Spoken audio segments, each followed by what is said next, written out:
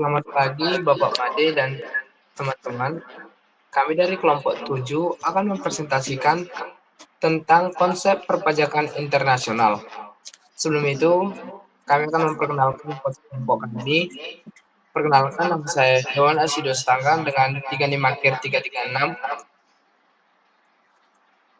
Ada Aisyah Hani dengan 35KIR 282. Ada Sapania dengan 35KIR 292. Yoga Putra dengan 35KIR 330. Dan yang terakhir Ahmad Fikri dengan 35KIR 342.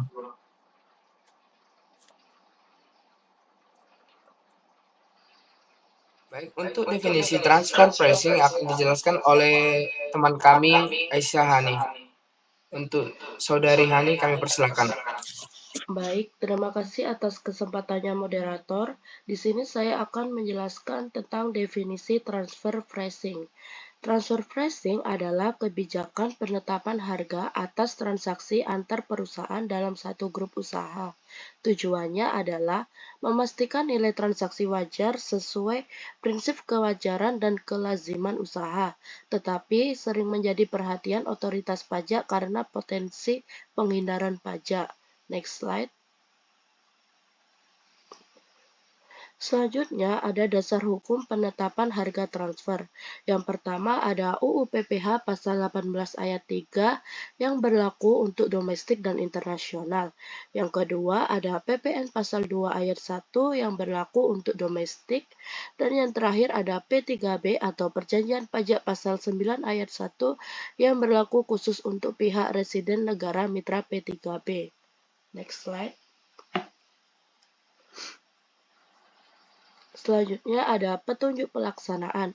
Yang pertama ada Peraturan Menteri Keuangan PMK 213 PMK 03 2016 yang artinya mengatur pedoman kewajaran dan kelaziman usaha dalam transaksi afiliasi untuk mencegah manipulasi pajak. Yang kedua ada Peraturan Direktur Pajak per 43 2010 JO per 32 2011 per 22 PJ 2013. Yang terakhir ada Surat Edaran Dirjen Pajak SE 50 PJ 2013. Sekian materi dari saya kembalikan ke moderator. Baik, terima kasih Saudari Aisyah Hani.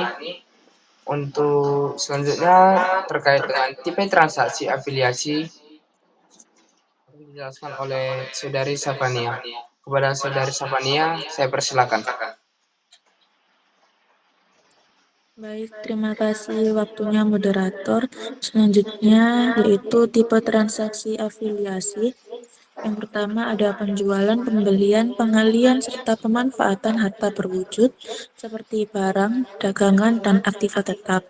Yang kedua, pemanfaatan dan pengalian harta tidak berwujud yaitu atau intangible property. Yang ketiga, transaksi pemberian jasa intragroup. Yang keempat, peminjaman uang dan pembayaran bunga. Yang kelima, penyerahan atau perolehan instrumen keuangan seperti saham dan obligasi. Selanjutnya, restruksi bisnis, lalu cost contribution arrangement, dan lain-lain. Next slide. Selanjutnya yaitu contoh soal tentang memindahkan penghasilan ke negara yang tarif pajaknya rendah. PT Santoso, perusahaan berkedudukan di Indonesia yang kegiatan usahanya adalah memproduksi minyak sawit mentah dengan harga pokok produksi 5 juta per ton. Harga pasar minyak sawit mentah atau CPO di pasar internasional adalah 8 juta per ton. Jika PTA menjual 1.500 ton minyak sawit mentah langsung ke konsumennya di luar negeri, maka keuntungan yang didapat oleh PT Santoso adalah dalam hal ini, jika PT Santoso menjual secara langsung ke konsumen negara A, keuntungan yang didapat yaitu rumusnya harga CPO di pasar internasional dikurangi HPP dikali jumlah unit. Untuk harga CPO di pasar internasional yaitu 8 juta dan HPP-nya 5 juta dikali 1.500 unit. Hasilnya 4, miliar dan dikenai pajak di Indonesia 25% dikali 4, miliar jadi 1,125 miliar. Materi selanjutnya saya kembalikan ke moderator. Baik, terima kasih Saudari Savania. Untuk selanjutnya tentang P3B itu akan dijelaskan oleh saya sendiri.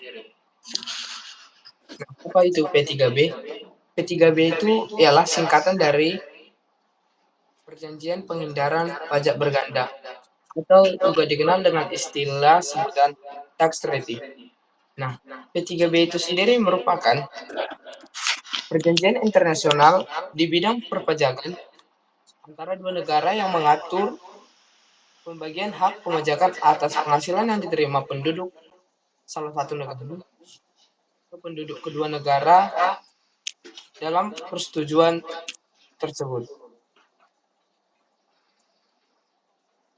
Dalam istilah lainnya, P3P ini juga dapat didefinisikan sebagai kesepakatan antara dua negara yang mengatur, yang pertama itu alokasi hak pemajakan atas berbagai jenis penghasilan, yang kedua metode penghindaran pajak berganda, yang ketiga prosedur penyelesaian sengketa pajak, yang keempat pertukaran informasi perpajakan, dan yang terakhir itu bantuan penagih pajak.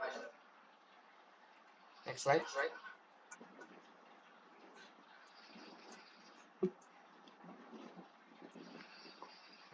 Adapun dari tujuan P3B itu sendiri adalah yang pertama untuk mencegah pengelakan pajak. Yang kedua itu mencegah seminimal mungkin terjadinya pengenaan pajak berganda. Yang ketiga, untuk menentukan alokasi dari hak pemajakan atas suatu transaksi yang terjadi di antara negara sumber dan negara domisili.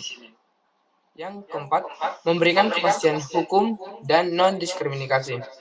Dan yang terakhir itu sebagai bantuan dalam penagihan pajak. Next slide.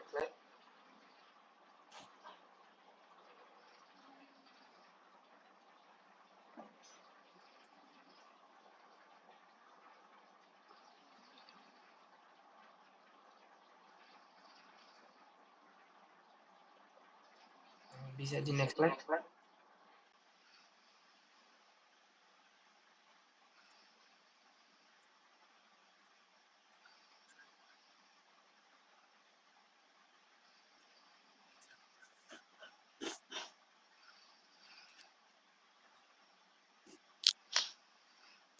Baik, untuk selanjutnya tentang jenis P3B itu akan dijelaskan oleh teman kami Prayoga. Untuk Prayoga saya persilahkan. Baik, saya akan menjelaskan tentang jenis P3B. Metode yang digunakan dalam P3B untuk menghindari adanya pajak berganda ialah dengan cara menggolongkan suatu penghasilan sesuai dengan penggolongan tertentu atau bisa disebut scheduler income. Nah, pasal-pasal dalam P3B yang mengatur tentang hak pemajakan suatu negara atas jenis-jenis penghasilan disebut sebagai distributive rules. Penggolongan jenis penghasilan dalam pasal-pasal yang disebut distributive rule itu meliputi yang pertama active income, yang kedua passive income, dan yang ketiga other income.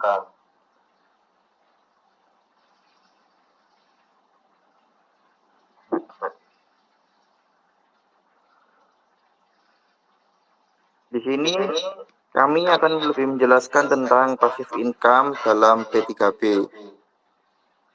Nah, passive income sendiri itu merupakan penghasilan yang bersumber dari investasi dalam bentuk tangible maupun intangible properties, termasuk juga dalam bentuk financial investment.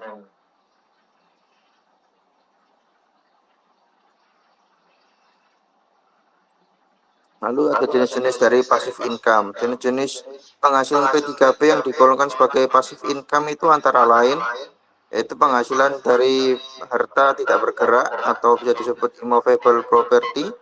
Lalu ada bunga interest, ada dividen, ada royalty, capital gains, dan pensiun.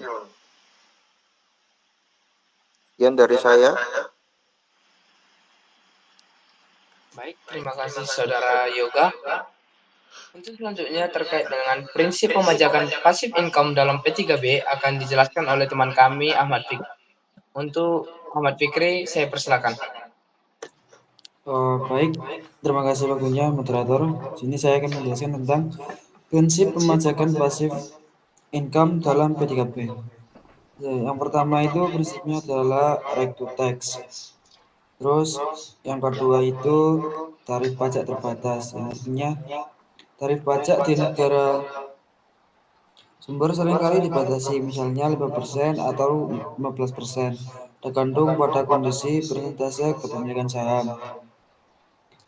Yang kedua, bunga. Biasanya tarif pajak atas bunga seringkali negara sumber dibatasi, misalnya 10%. Selanjutnya ada royalti. Tarif pajak juga sering dibatasi, misalnya 5% atau 10%, tergantung pada jenis royalti dan kesepakatan dalam P3P. Selanjutnya ada eliminasi pajak berganda. Nah, P3P mengatur bahwa negara domisili wajib memberikan keringanan pajak berupa tax credit, pengurangan pajak atau tax exemption, pengecualian pajak terhadap pajak yang sudah dibayar di negara sumber. Nah, untuk selanjutnya itu ketentuan khusus untuk setiap jenis passive income.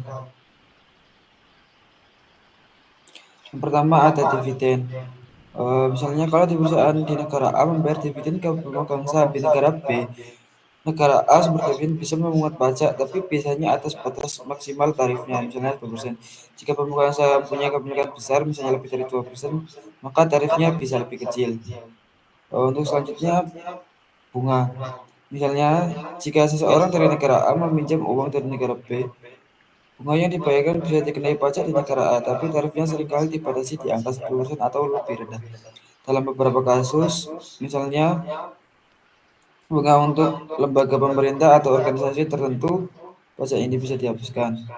Ini ada royalti. Royalti sendiri itu mencakup pembayaran untuk penggunaan hak cipta, paten, atau teknologi. Nah, negara A tempat hak tersebut digunakan bisa mengenakan pajak, tapi tarifnya biasanya dibatasi tergantung pada kesepakatan dalam P3P. Sekian dari saya kembalikan ke moderator. Terima kasih untuk Saudara Fikri. Sekian presentasi dari kelompok kami. Jika ada pertanyaan, kritik maupun saran, boleh dikirimkan melalui komentar link YouTube yang akan kami share. Jika ada kesalahan kata maupun hal-hal yang berkenan, kami mohon maaf. Sekian dan terima kasih.